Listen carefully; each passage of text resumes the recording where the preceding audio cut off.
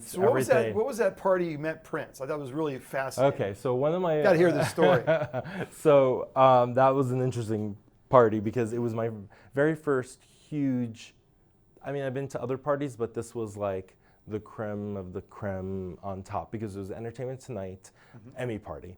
So every major celebrity, and this is going back like 15 years ago, maybe a little more, thinking maybe 17 years ago, and we put our products in the bag.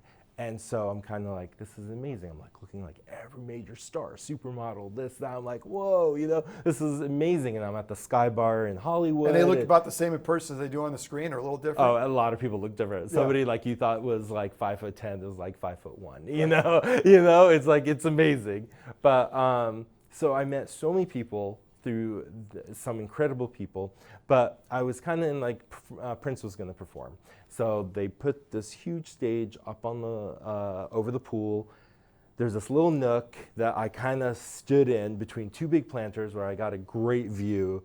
And I'm like, no one's going to bug me, no one's saying, so I'm just kind of standing there, and then all of a sudden, right before the performance, they bring and stick Prince within this 4-foot little. So your shoulders are touching, or yeah, pretty much. his shoulders touching your stomach or something. Because I looked over, and all of a sudden I'm like, oh, Prince is right there, and he's not saying anything. I'm not saying anything. We're just looking at each other, just like nicely smiling at each other, and I'm like, oh my God, this is at the point one of the biggest stars in the world, and still, until his passing, and then till now, people still worship, his music and so him. you were saying that he was kind of on the shy side. I mean, he wasn't this outgoing. No. In that way, he was very reserved. And that's what I kind of learned in Hollywood, how a lot of people are, and even in business, a lot of people are very shy in business. I mean, you have to go out there and turn it on when you need to, but